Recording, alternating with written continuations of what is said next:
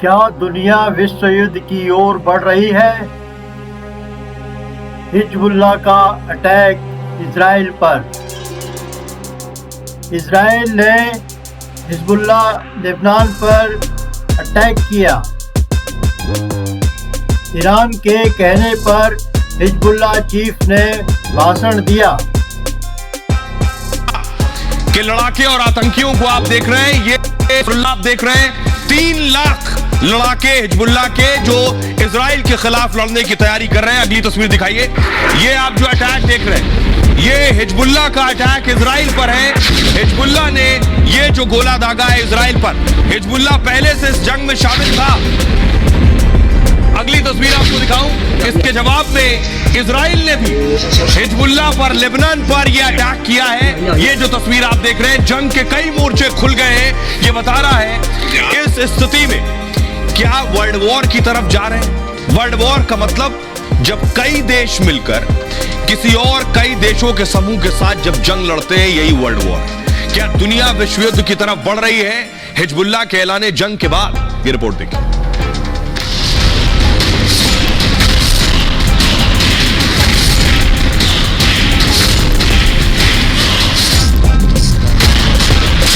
Israel ने बारूदी इंतकाम दिखाया तो हमास के हौसले बढ़ाने हिजबुल्लाह उतर आया।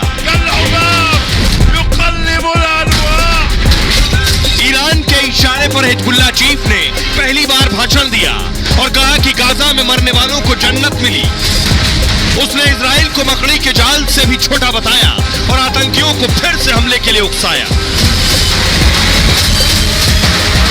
उसे पता है कि नेतन्याहू की सेना गाजा में धमाके पर धमाके कर रही है। हमास आतंकियों की कमर टूट चुकी है और वो लेबनान पर भी करारा पलटवार कर रहा है। ऐसे में वो आतंकियों को आखिरी बार के लिए उकसा रहा है। मतलब मिडिल ईस्ट में कुछ और बड़ा होने वाला है। अब हिजबुल्लाह जो बम दाग रहा है लेबनान से, उसे मारने के लिए अमेरिका ने क्या किया, ये देखिए। ये जो वॉरशिप है, ये वॉरशिप अमेरिका का है, जिसे पानी में उतार दिया। इसमें रडार लगे हुए देख रहे हैं आप। फाइटर भी इस पे है, फाइटर भी इस पर है। उसका मकसद क्या है कि लेबनान से जैसे ही कोई मिसाइल दागी जाएगी इजराइल में, तो ये यहां मौजूद फाइटर जेट और यहां के रडार सिस्टम उस मिसाइल को इजराइल में गिरने से रोकेंगे। ये है तैयारी। तो लेबनान में कहां से हिजबुल्लाह दरअसल अटैक कर रहा है, इजराइल का जो उत्तरी हिस्सा है उस पर अटैक कर रहा है। देख रहे हैं आप, वो देखिए लेबनान ऊपर आपको नजर आ रहा है। लेबनान से मिसाइल मान लीजिए चली, तो ये जो भूमध्य सागर में अमेरिका ने अपना वॉरशिप खड़ा रखा है, तो अमेरिकी वॉरशिप देखिए इजराइल में हिजबुल्लाह की मिसाइलें गिरने नहीं देगा, मिसाइल गिरने से रोकेगा। इस तरह के बहुत से रॉकेट अटैक हो रहे हैं लेबनान से, इस तरह से बहुत से हमले हो रहे हैं। ये सारी मिसाइलें उत्तरी इजराइल में, इजराइल के ऊपर हिस्से में आकर गिर रही है, लेकिन अमेरिका ने वहां पहले से वॉरशिप तैयार कर रखा है। और आपको बताऊं कि हिजबुल्लाह और हमास का याराना पुराना है, इसीलिए हिजबुल्लाह हमास के साथ लड़ने के लिए खड़ा हो गया। ये जो तस्वीर आप देख रहे हैं, ये है हिजबुल्लाह का चीफ नसरुल्लाह और ये है हमास का चीफ इस्माइल हानिया। इनकी मुलाकात पहले भी हुई है, लेकिन कुछ दिन पहले एक मुलाकात हुई। अगली तस्वीर दिखाई।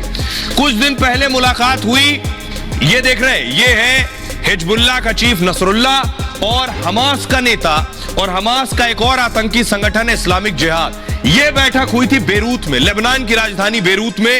इस बैठक में ही यह तय किया गया कि क्या हिजबुल्लाह को उतरना चाहिए जंग में। अगली तस्वीर दिखाई। ये आप देख रहे हैं, आज हिजबुल्लाह के नेता नसरुल्लाह ने स्पीच दी। उससे पहले ये जो आप देख रहे हैं, लोग सुनने के लिए आए थे। लेबनान में हजारों लोग सड़कों पर निकले थे कि उनका देश जंग का ऐलान करने वाला है। और इस ऐलान से पहले, सुनिए जरा, इस ऐलान से पहले लोग भारी संख्या में जुट रहे थे। कल से हिजबुल्लाह ने न केवल हमास से कई बड़ा संगठन है, बल्कि उसे ईरान का पूरा समर्थन मिलने का दावा भी किया जाता है। माना तो यह भी जाता है कि ईरान के पास जो खतरनाक हथियार मौजूद हैं, हिजबुल्लाह उन्हें भी इस्तेमाल कर सकता है। जिसका सीधा मतलब है कि अगर हिजबुल्लाह जंग में इजराइल के खिलाफ उतर गया तो उससे निपट पाना इजराइल की सेना के लिए आसान नहीं होगा। इसी वजह से लेबनान की सीमा पर चल रही लड़ाई के बाद भी इजराइल ने कभी खुलकर हिजबुल्लाह के खिलाफ जंग का ऐलान नहीं किया, क्योंकि वो पहले ही अपनी दक्षिणी सीमा पर हमास से जंग में उलझा हुआ है। उसमें भारी हथियारों के साथ सैकड़ों सैनिक तो मौजूद हैं ही, उसके टैंक और बख्तरबंद गाड़ियों ने भी वहां मोर्चा संभाल रखा है। लेकिन इसके बाद भी इजराइल हिजबुल्लाह के खतरे को हल्के में नहीं ले रहा, क्योंकि हिजबुल्लाह उसकी सेना पर हमले का एक भी मौका नहीं छोड़ रहा है। जबालिया शरणार्थी कैंप पर हमले के बाद तो हिजबुल्लाह के लड़ाकों ने इजराइल के लड़ाकू विमान को ही निशाना बना डाला। इजराइल के मुताबिक हिजबुल्लाह ने लेबनान की सीमा के अंदर से उसके लड़ाकू विमान पर एक मिसाइल दाग दी। हालांकि इजराइल का लड़ाकू विमान इस हमले में बच गया, जिसके बाद इजराइल ने हिजबुल्लाह के उस ठिकाने पर भारी गोलाबारी करने का दावा किया जहां से मिसाइल छोड़ी गई। हालांकि इस बात की जानकारी इजराइल ने नहीं दी कि उसके हमले में हिजबुल्लाह को कितना नुकसान उठाना पड़ा। हिजबुल्लाह चीफ हसन नसरल्लाह 7 अक्टूबर के बाद पहली बार दुनिया के सामने आकर भाषण देगा, क्योंकि इजराइल और हमास का युद्ध शुरू होने के बाद अब तक हिजबुल्लाह चीफ ने जंग पर कोई भी सार्वजनिक बयान नहीं दिया और जंग शुरू होने के बाद वो पहली बार दुनिया के सामने आने वाला है, जिससे इजराइल के लिए खतरे की बड़ी घंटी बज सकती है, क्योंकि हिजबुल्लाह को हमास से ज्यादा खतरनाक माना जाता है। और सबसे बड़ी बात यह कि हिजबुल्लाह चीफ हसन नसरल्लाह ने दुनिया के सामने आने के लिए जुमे का दिन चुना, जिसका सीधा कनेक्शन हमास की धमकियों से जोड़ा जा रहा है।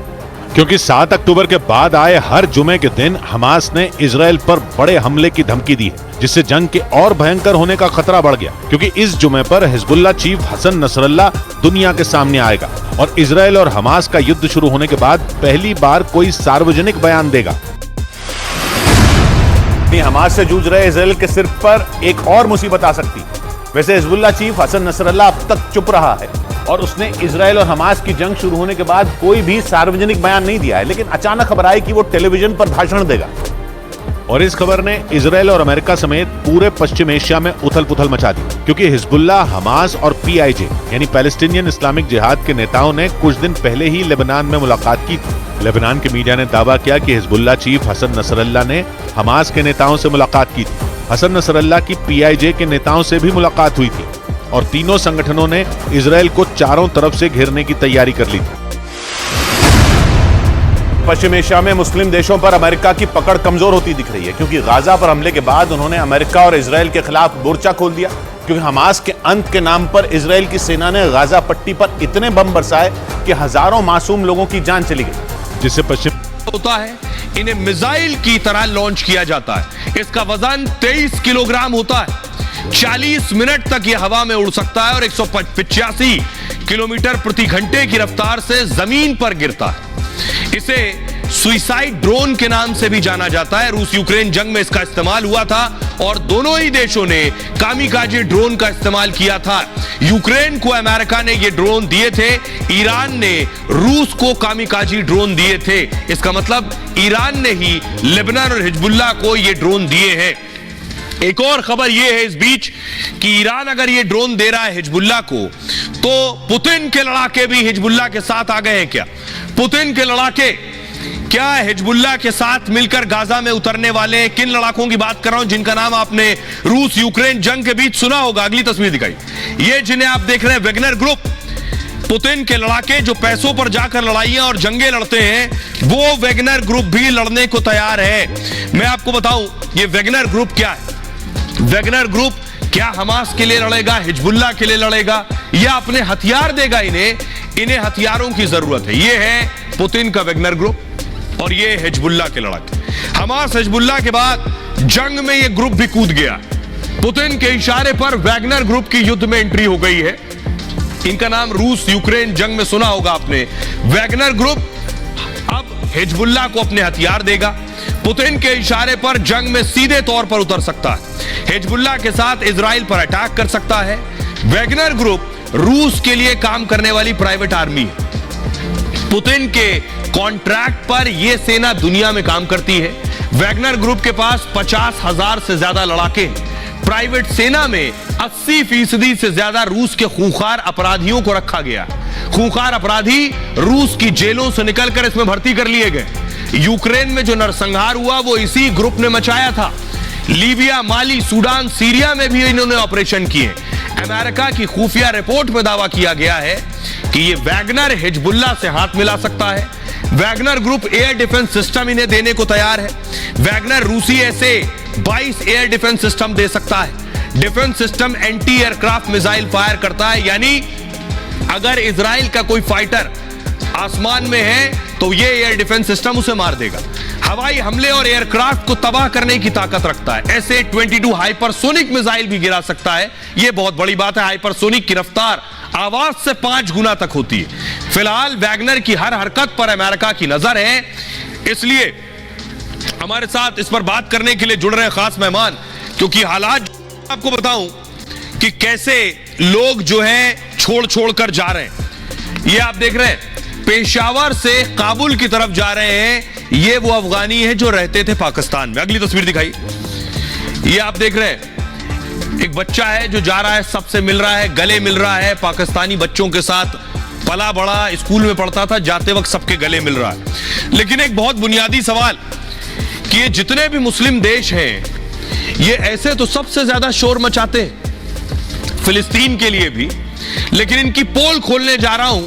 ये मुसलमानों का एक संगठन भी बनाया है देश का, लेकिन मुसलमानों के लिए क्या करते हैं, कितनी हिमायत, कितना दर्द है, ये देखिए जरा इस पोल खोल में। जो दीवार देख रहे हैं आप, ये तुर्की ने बना दी है ईरान के सामने।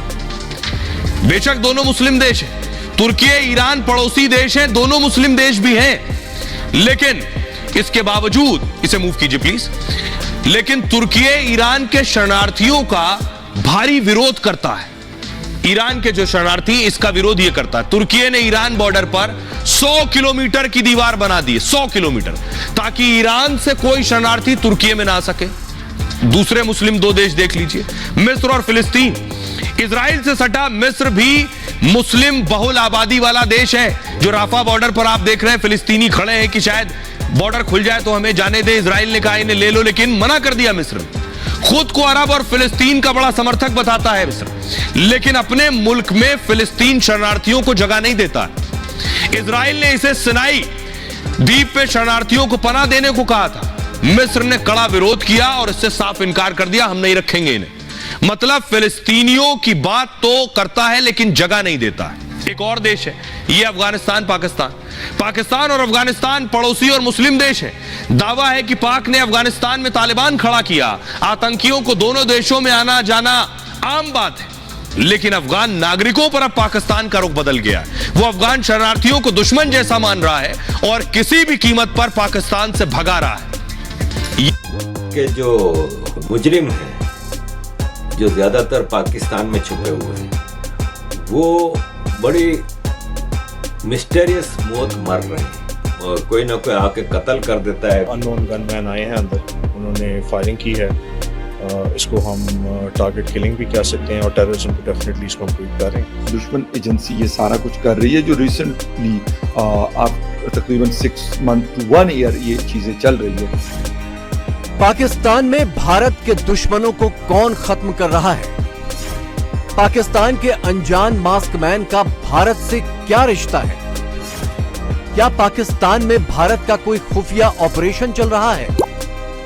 ये लाश है पाकिस्तानी आतंकी मलिक दाऊद की, जो शुक्रवार सुबह अनजान मास्कमैन का ताजा शिकार बना। एक क्लिनिक के बाहर उसे अनजान लोगों ने गोलियों से उड़ा दिया। यह है मलिक दाऊद की इंटरनेट पर मौजूद इकलौती तस्वीर, और दूसरी तस्वीर उसकी लाश की है। पाकिस्तान में बेरोक टोक आराम की जिंदगी गुजार रहा मलिक दाऊद शुक्रवार सुबह एक लाश में तब्दील हो गया। मलिक दाऊद भारत के मोस्ट वांटेड आतंकी मौलाना मसूद अजहर का करीबी था। ये आतंकी संगठन लश्कर जब्बार का मुखिया था। मलिक दाऊद पाकिस्तान के उत्तरी वजीरिस्तान में रहने वाला आतंकी था और इसी इलाके का ट्राइबल लीडर भी था। अब ये जो शख्स है, अब इसको कोई पाकिस्तानी मार के गया होगा ना। ये तो नहीं हो सकता कि कोई इंडिया से बंदा आया होगा जिसने मारा होगा, क्योंकि वो तो नहीं कर सकते, क्योंकि एक वो ये उनके लिए लॉजिस्टिकली पॉसिबल नहीं होता। ये ऑपरेट कैसे करते हैं कि फॉर एग्जांपल क्या कोई थर्ड पार्टी किसी चौथे मुल्क में कोई कॉन्ट्रैक्ट करते हैं, वो इधर क्या मतलब होता कैसे है? और फॉर एग्जांपल जो हाफिज सईद के घर पे जो हमला हुआ था, जिसपे भी पता चला था कि पता नहीं सऊदी अरब और यूएई से लोग इन्वॉल्व हुए थे जो पाकिस्तानी थे आई थिंक, लेकिन वहां से किसी तरीके आए थे, कुछ ऐसा था। ये ऑपरेट कैसे करते हैं? और हमारी तो ये बहुत बड़ी, आपने बिल्कुल सही कहा कि ये वो मिलिटेंट हैं जो माजी में जहादी थे लेकिन मेन स्ट्रीम हो चुके हैं, और वो कहते हैं कि अब हमारा इन चीज़ों से कोई ताल्लुक नहीं है। लेकिन कहा जाता है कि ये जो साहब थे, इनके वालिद और भाई जो है स्टिल वहां पे थे, लेकिन इनको उस अंदाज से इनको टारगेट किया है। पाकिस्तान मीडिया मलिक दाऊद की खबर को दिखाने में हिचकिचा रहा है। पाकिस्तान के जाने माने अखबार ने उसके मारे जाने की खबर तो छापी है, इसे टारगेट किलिंग का नाम भी दिया है, लेकिन उसके आतंकी कनेक्शन के बारे में अखबार खामोश है। आपको पता है कि भारत के जो मुजरिम हैं, जो ज्यादातर पाकिस्तान में छुपे हुए हैं, वो बड़ी मिस्टीरियस मौत मर रहे हैं। ज्यादातर इन सिस्टम की भी, और दरअसल ये सुरक्षा चक्र है इजराइल का, और वो सुरक्षा चक्र एक एक कर हम आपको सिलसिलेवार तरीके से दिखाते हैं, एक एक कर आपको सिलसिलेवार तरीके से दिखाते हैं। और सबसे पहले मैं जिसकी बात कर रही हूं वो है एरो एयर डिफेंस सिस्टम, जिसका जिक्र अब से कुछ ही देर पहले मैंने यहां पर किया था कि दुश्मन के हवाई हमले से किस तरह से सुरक्षा दरअसल करता हुआ नजर आता है। यह सिस्टम अंतरिक्ष में सैटेलाइट मारने में सक्षम है। Arrow air defence system glide की सहूलियत के लिए इसमें विंग्स लगे हुए हैं। 9000 किलोमीटर प्रति घंटे की खतरनाक स्पीड इसकी है, खतरनाक रफ्तार इसकी है। अगर हम बात करें एरो एयर डिफेंस सिस्टम की, हवाई सुरक्षा के लिए इसमें मिसाइल सिस्टम भी है। डायरेक्टेड एनर्जी वेपन सिस्टम, अब मैं बात कर रही हूं यहां पर आयरन बीम की, कि किस तरह से यह काम करता है। लेजर से टारगेट सेकंड्स में यह ध्वस्त करने का मादा रखता है। ड्रोन्स और यूएवी को मारने में यह सक्षम है। यह इसकी खासियत है। स्पीड और सटीकता बेहद अधिक इस आयरन बीम में होती है। आयरन बीम की रेंज की अगर बात करूं तो 10 किलोमीटर इसकी रेंज है। दुनिया का सबसे सटीक डिफेंस सिस्टम माना जाता है आयरन डोम की, अगर अब मैं बात करूं तो। और यही वो आयरन डोम है कि किस तरह से नेस्तनाबूद कर दिया गया था। और दुनिया का सबसे सटीक डिफेंस सिस्टम, जैसा कि मैंने पहले भी कहा, यह माना जाता है मिसाइल्स को हवा में ही मारने में यह सक्षम है। दुश्मन के रॉकेट के लिए दरअसल इस्तेमाल इसे किया जाता है। रडार, लॉन्चर और कमांड पोस्ट से लैस है ये। 250 वर्ग किलोमीटर की रेंज, अगर इसकी रेंज की बात की जाए तो बैलिस्टिक क्रूज मिसाइल से सुरक्षा ये करता है। पेट्रियट डिफेंस सिस्टम की अगर हम यहां पर बात करें तो ये लड़ाकू विमानों को गिराने में सक्षम है। अगर इस डिफेंस सिस्टम की बात की जाए तो मिसाइल को नष्ट करने में यह पेट्रियट डिफेंस सिस्टम माहिर है। कमांड सेंटर से लैस है ये डिफेंस सिस्टम। रडार से 100 किलोमीटर दूर जो खतरे भी अगर हों तो उन्हें यह भांप लेता है, उन्हें यह पहचान लेता है। लेकिन वहीं जिस तरह से मैंने पहले भी कहा कि आप ये देखिए कि किस तरह इस जंग में अब हमास पहले हमने देखा, फिर वहीं हमने देखा कि इसमें हिजबुल्लाह की एंट्री होती है, लेकिन वहीं साथ ही साथ अब इसमें हुती की भी एंट्री हो गई है। और ये खतरे की घंटी बजा रहा है। ये खतरे की घंटी किस तरह से बजा रहा है, हम जरा पहले आपको यहां पर बताते हैं कि किस तरह से गाजा जंग में हुती की एंट्री हुई है। और खतरे की घंटी हम क्यों कह रहे हैं, क्योंकि ये कूद पड़े हैं। अब इनकी भी इसमें मुस्लिम ब्रदरहुड के नाम पर हमास के साथ हैं। दरअसल ये यहां पर दिखाया जा रहा है, ये यहां पर कहा जा रहा है। हुती ने इजराइल से जंग का ऐलान कर दिया है। हुती ने इजराइल पर मिसाइल दागी है, ना केवल दागी है बल्कि आगे भी और मिसाइल दागने की धमकी दी है, उसका ऐलान किया है। हुती ने गाजा में सीज फायर की मांग रखी है। यह कहा है कि इजराइल सीज फायर करे, गाजा में लोगों को मरने के लिए नहीं छोड़ सकते। ये